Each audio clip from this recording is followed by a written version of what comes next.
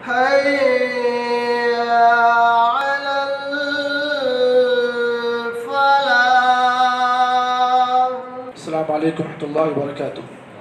الحمد لله وحده والصلاة والسلام على من لا نبي بعد أما بعد.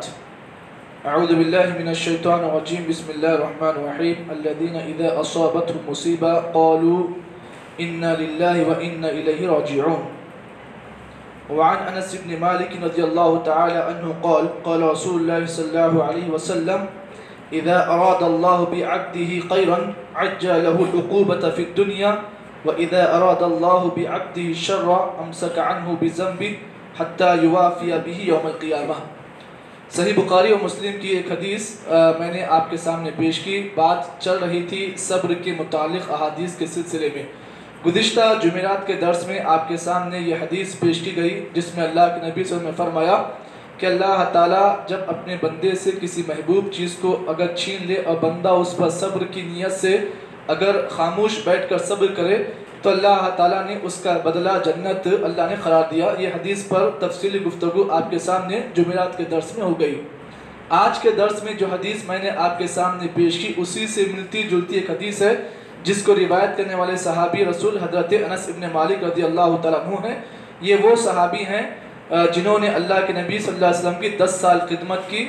اللہ کے نبی صلی اللہ علیہ وسلم حضرت انس رضی اللہ تعالیٰ عنہ کو 10 سالہ خدمت میں آپ نے کبھی بھی اف تک بھی نہیں کہا. یہ حضرت انس ابن مالک کی ایک خاصیت ہے.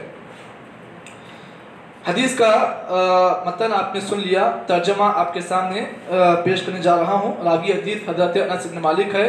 اللہ کے نبی نے فرمایا اذا اراد اللہ بعبده خیرا جب اللہ تعالیٰ اپنے کسی بندے کے ساتھ خیر کا ارادہ کرتے ہیں یا اللہ تعالیٰ اپنے کسی بندے کے ساتھ بھلائی کو چاہتے ہیں عجل له العقوبہ فی الدنیا تو اللہ تعالیٰ دنیا میں ہی اس کے گناہوں کی سزا اس کو اللہ تعالیٰ دیتے ہیں. حدیث کا ترجمہ کیا ہے؟ اللہ جس کسی بندے کے ساتھ خیر کو چاہتے ہیں بھلائی کو چاہتے ہیں تو اللہ تعالیٰ اس بندے کے گناہوں کی سزا اسے دنیا میں ہی اللہ تعالیٰ دیتے ہیں. اس کے بعد پھر اللہ کے نبی نے اس حدیث کے دوسرے ٹکڑے میں کہا وَإِذَا أَرَادَ اللَّهُ بِعَبْدِهِ الشَّرَّ اور جب اللہ تعالیٰ کسی اپنے بندے کے ساتھ برائی کو چاہتے ہیں تو اللہ کیا کرتے ہیں أَمْسَكَ عَنْهُ بِذَنْبَهِ اللہ تعالیٰ اس کے گناہوں کی سزا روک لیتے ہیں تاکہ اس کی سزا آخرت میں اس کو دے. تو اللہ کیا کرتے ہیں اس کی گناہوں کی سزا اسے دنیا میں نہیں دیں بلکہ سزا اللہ تعالیٰ اس کی روک لیتے ہیں. اس کے بعد پھر اللہ کے نبی نے فرمایا حَتَّى يُوَافِيَ بِهِ يَوْمَ الْقِيَامَةِ پھر جب قیامت کا دن ہوگا تو اللہ تعالیٰ اس کے گناہوں کی سزا اسے پورا عطا کریں گے. یہ پوری حدیث ہے جو آپ کے سامنے میں نے اس کا ترجمہ پیش کیا ہے. چلیے اس حدیث کے اندر اللہ کے نبی صلی اللہ علیہ وسلم نے اس بات کی علامت بیان کی کہ اللہ تعالیٰ کس بندے کے ساتھ خیر کو چاہتا ہے.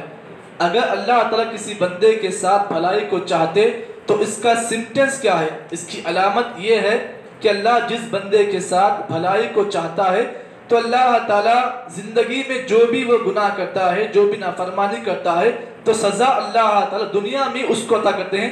بندہ یہ سمجھ لے اگر اسے اس کے گناہوں کی سزا اگر مل رہی ہے تو بندہ یہ جان لے کہ شاید اللہ تعالیٰ میرے گناہوں کی سزا مجھے دنیا میں دے رہا ہے اور بندہ یہ سمجھ جائے کہ آخرت میں اللہ تعالیٰ انشاءاللہ مجھے اس کی سزا نہیں دے گا.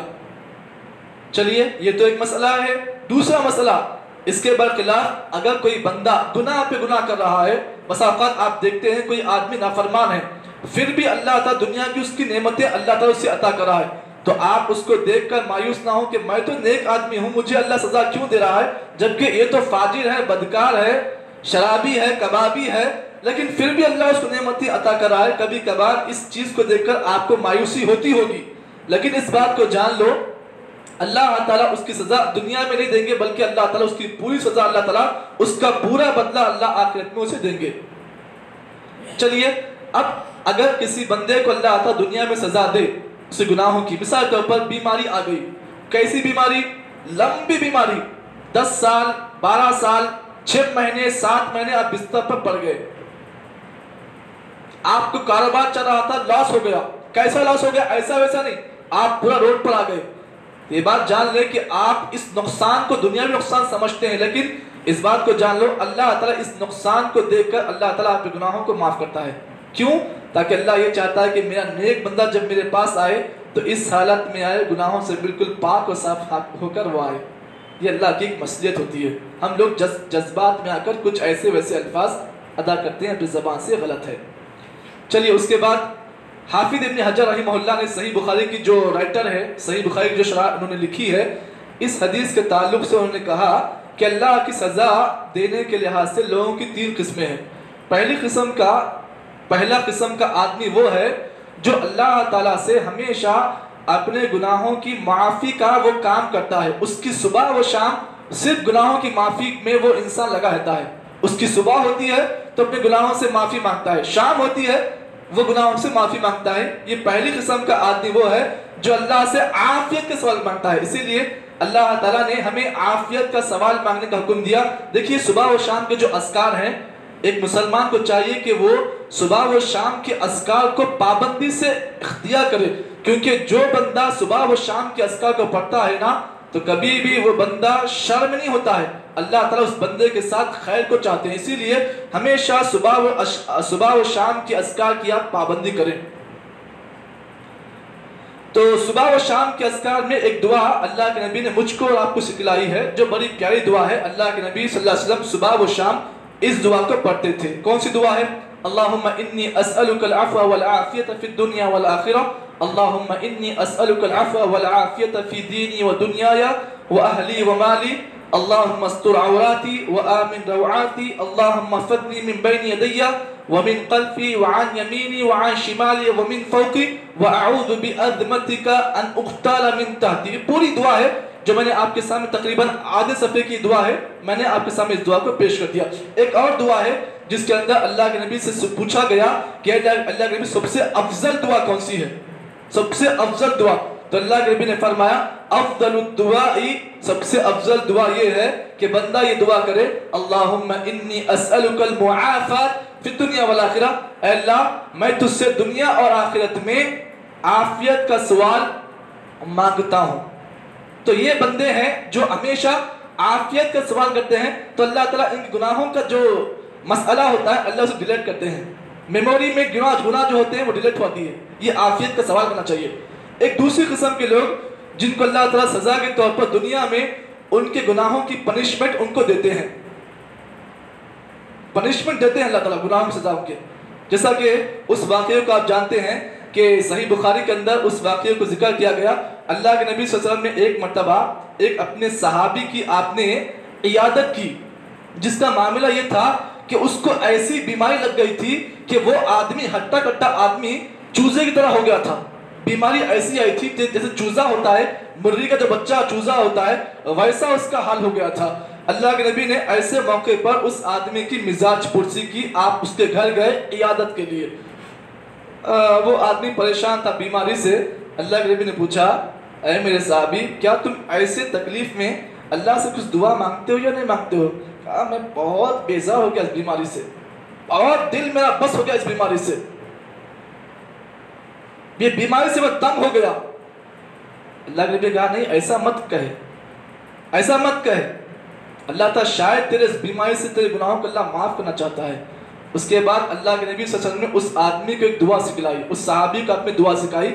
وہ دعا اتنی برکت والی دعا ہے کہ صحابی کہتے ہیں جب میں نے اس دعا کو پڑھا اللہ نے میری بیماری ختم کر دی، میں چوزا ہو گیا تھا اللہ نے مجھے پھر اچھا کر دیا۔ وہ دعا کیا ہے؟ اللہم ربنا آتنا فی الدنیا حسنہ وفی الآخرۃ حسنہ وقنا عذاب النار۔ یہ ایک دعا الگ ہے ربنا آتنا فی الدنیا حسنہ، لیکن ایک دعا کے اندر جو میں نے بتائی اللہم ربنا آتنا فی الدنیا حسنہ وفی الآخرۃ حسنہ وقنا عذاب النار، صحابی کہتے ہیں جب میں نے اس دعا پر پابندی کی تو اللہ نے میری بیماری کو مجھ سے دور کر دیا۔ ایک تیسری قسم کا آدمی وہ ہے جو اللہ تعالیٰ کی سزا اللہ تعالیٰ اسے ایسے دیتے ہیں، کبھی کبھار آپ دیکھتے ہیں کہ بندہ گناہ کرتا ہے لیکن پھر بھی اللہ تعالیٰ اسے موقع دیتے ہیں، ڈھیل دیتے ہیں۔ آپ کبھی کبھار ایسے آدمی کو دیکھ کر مایوس ہوتے ہو، ارے میں تو اچھا آدمی ہوں اللہ مجھے سزا دے رہا ہے، جبکہ یہ تو بڑا فاجر ہے، اللہ اس سے عذاب کیوں نہیں دے رہا ہے، سزا کیوں نہیں دے رہا ہے؟ یہ سوال کبھی ذہن میں پیدا ہوتا ہے، لیکن اس کا جواب دیکھو اللہ کے نبی نے فرمایا کہ جب کسی آدمی کو تم دیکھو کہ وہ नाफरमानी में तुला हुआ है और अल्लाह उसको नेमतों पे नेमतें अता कर रहा है, तो ये समझ लो फ़इन्नमा हिया इस्तिद्राज कि अल्लाह ताला उस बंदे को ढील दे रहा है। अल्लाह जिस तरीके से एक बच्चा पतंग पिलाता है तो जैसे धागा पिलोता है, धागा को छोड़ता है और पतंग लंबी उड़ती है, अचानक अगर धागा कट जाए तो पतंग भी गायब होती है और वो मांझा भी गायब होता है, धागा भी गायब होता है।